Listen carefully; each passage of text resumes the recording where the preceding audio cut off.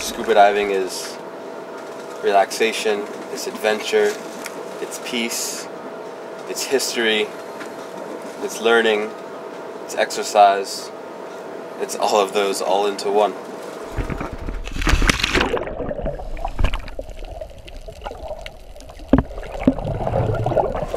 So we'll talk about the tanks first, and these are brand new. We just got them in Cape Town because of our old aluminum ones. They were starting to get pitting on the inside because of the compressor was putting water into the tanks. So these are now 10 liter instead of 12 liter. The good thing about that is the steel is heavier, so the aluminum, when you'd run out of air, would be really, really buoyant, and they'd start to bring you up to the surface. You needed to dive with more weight. But these, they're always going to be heavier. So even when you go low on air, they're not going to make you float to the surface. And if you look, they're small too. The 12 liters were about this high, and the 10 liters are like this. So it's really good for being on the boat because we try and keep everything kind of compact and simple because you're limited on space, which is really cool because Mare's just came out with these new BCs that they actually can be stored away by being folded together. So you can fold them like this, then the top can come in, and you can really pack them away if you need to travel with them or something like that, or store them on a boat like we do. But these are just simple back inflates. We don't go crazy with like the side inflates or anything like that. Just very simple, easy back inflation.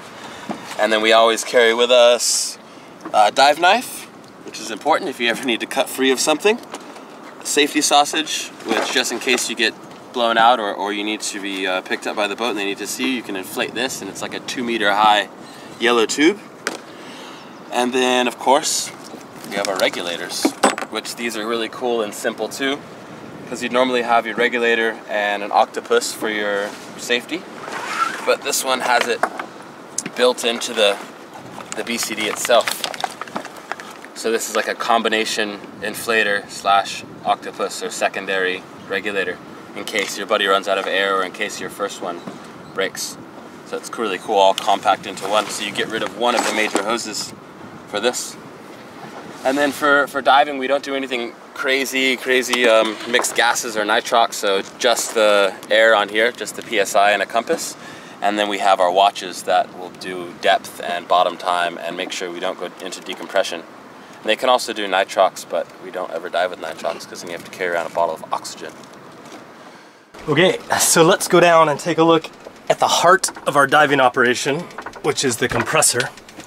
And I've chosen to put this one in the engine room because a lot of compressors are pretty noisy, especially the gasoline powered ones, but this one's electric powered, and so I was able to mount it in the engine room, which means when it's running we can barely hear it, which is really nice. So come on down. Okay, welcome to the engine room where I spend a lot of my time. This is our dive compressor, and it's a Poseidon 100, which is actually very similar to a Bauer Jr. And I bought this compressor used in San Francisco on the way down the coast for about $2,000 US. I think more, they're way more expensive, but I don't know how many thousands of tanks we've filled on this baby. But if you figure like a tank would generally cost you maybe $8 to $10 at a dive shop, if you're getting a good deal to fill a tank, we've filled maybe like 3,000 or 4,000 tanks is my guess, and so we've actually saved quite a bit of money. This compressor runs off 220 volt, and it does take quite a bit of power. So we have a 7 kilowatt generator, but we can almost, when we start up the dive compressor, we have to turn everything else off for the initial startup, and then after that we can start adding on more load, like, you know, the water maker or the battery chargers and stuff like this. But it's a pretty simple contraption. It's got a big electric motor over here. It's powered by a belt. This is the compressor stage, and it's been in here for a long time, so it's a bit rusty and probably due for a painting. But I have a snorkel run, so this snorkel runs up and out into the cockpit for fresh air. It does have an automatic dump valve on it, so every 10 minutes it dumps the moisture out with this relay automatically. We have our start-stop controls here. And then this is the filter that removes like any sort of contaminants in the air. It's like a charcoal filter that removes contaminants, and it also has a final stage to remove moisture. And how often do you service it? We have a little card here, so every time we fill up a tank we put an X in these, so that's 1, 2, 3, 4 times 1, 2, 3, 4, 5, 6, 7, 8, 9. So what is that, about every 40 tank fills or something like that? We change the filter. Cool. So if you're diving on your boat and you want to dive in places with no dive shops, you're going to want one of these. You can't do without it. I think we find like 95% of our dive sites from the people we meet, or the locals, or talking to somebody. There's always going to be somebody around that kind of knows where the good sites are and where it's good to dive or where the fish are. But if there's not, which some cases, like when we were in Chagos or something, you just generally look for big drop-offs. So anytime the water depth changes very dramatically is usually a good spot to dive. Anytime that you're on the outside of a reef and there's open ocean is a good spot to dive. And current too, because there's always fish floating in and out of the current, so there's a lot of fish that are feeding in current. So if you can dive in a place where there's current and you plan it correctly, where you can drift with the current and be picked up by the dinghy later on, there's so many dive sites out there that no dive shops have ever been to or even explored. Just if you look at a map of Google Earth, or you look at a chart and you find those depths and where the current might run. I think that's kind of how we find ours. The drone helps a lot. So we go up and fly the drone and you can see really cool drop-offs and things like that. So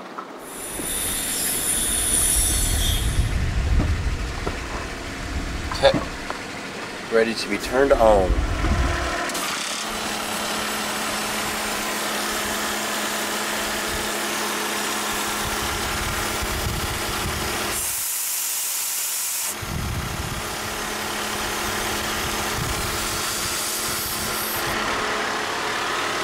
Okay, Go. filling tanks. Fill tank. Now we close the door and Silence. so one of the things that we had to work through is, because the engine room is way more hot than it is outside, we had to install a bigger ventilation fan. So there's like one fan that blows air right onto the compressor, and then there's another fan that blows air out of the engine room to keep it cool. Because if it gets too hot in there, it goes through those filters a lot quicker, like twice as fast, and it also takes almost twice as long to fill tanks if it's too hot. And usually for an empty tank it takes about 20 to 30 minutes, depending on how empty it is. So it's not too bad, it's pretty good.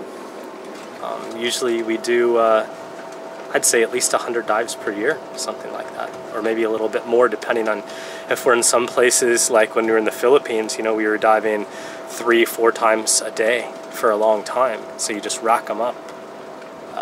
But in other places, you maybe only dive once or twice a month. So it kind of varies. So I just pretty much have the most basic of the basic PADI certifications. I just have an open water diver.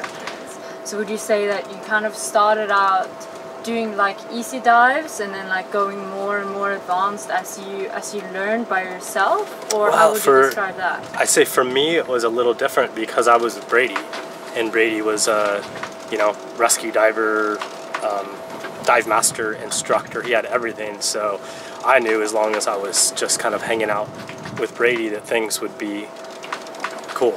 But I think if you were doing it on your own, then yeah, I would definitely say like shallow dives without a lot of currents would probably be the way to go until you build up your experience.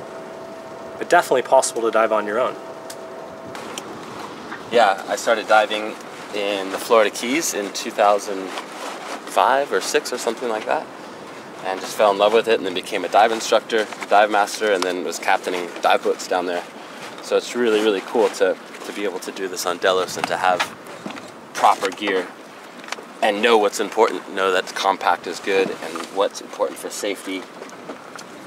And of course spares, because we're always away from dive shops. So if something goes wrong and we need to replace O-rings, or we need to replace something with the inflators, all the O-rings inside here, or the diaphragms inside here, eventually they do go bad just being in the salt water all the time.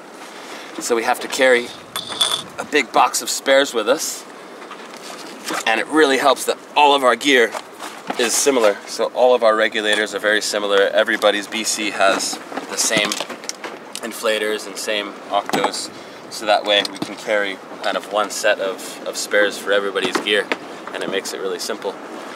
Here's our box. Big thing of O-rings. You can never have too many O-rings. Nice. All kinds of spare parts for the regulators and for the valves on the tanks. And then of course spare hoses, high pressure hoses for the computers and the pressure gauges, inflators.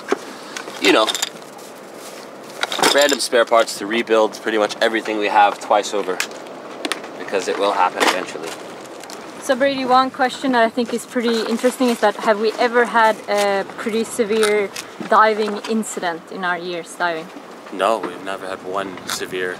We've had interesting times where we've gotten washed down current or something. Like in Indonesia when you guys got washed down current and Brian and I had to swim like crazy to get back to the dinghy because we timed the current wrong. But no, we've never had any bad incidents, knock on wood. So what do you think like the major things to prevent incidents? Like what do we do? I think we dive very conservative and very safe. We never dive alone, which is the first rule. You always dive with somebody, and you know you have to pay attention to the currents, and we never go down super deep for too long. I think it just comes with experience in doing more dives and being totally comfortable underwater. Because if something goes wrong, there's always a way out. There's always a way to help yourself, and the worst thing you can do is panic and shoot to the surface, which unfortunately is what happens a lot because that's what your reflexes tell you to do.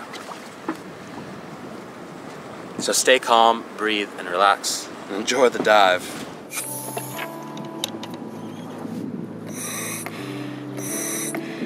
Okay.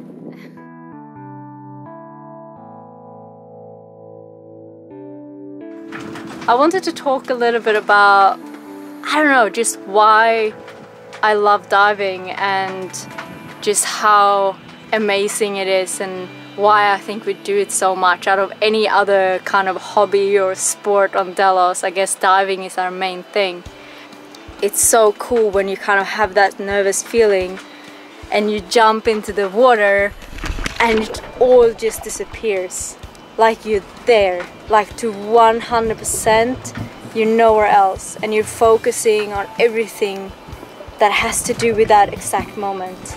And for me, that's something I love, because I'm usually quite like, it's a lot of things going on in here, quite a lot of the time. So for me to just have that nothingness and a fullness in a way is super special and really unique. Why do I love diving so much? I think it's probably because it's like the least explored part of our planet. And it's crazy because so much of the earth is covered by water, and yet we know so very little about it. And it really is like stepping into another world. I mean, we're here anchored in Delos, in this random place in Madagascar, and you can go down like 15 meters, not very far, and you see these incredible creatures that you'd never seen before. Like, I saw a seahorse this morning, and I saw a mantis shrimp, and you know, it's just bizarre to think that every night we sleep over these things and have no idea. It's like an entire different world just a few meters away.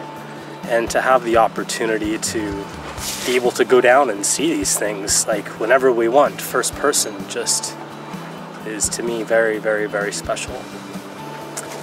I think for me, scuba diving is way more than a sport or a hobby or recreation. It's a form of relaxation or even meditation sometimes. I mean, right when you hit the water, you become weightless. And as you breathe in, you kind of float nice and easy. When you breathe out, you sink, and you control every movement by your breath, which makes you kind of mindful to your breath. And for me, that's really, really relaxing being underwater. It's like the closest thing here on Earth you'll ever get to being in space. Just being weightless and kind of in slow motion all the time.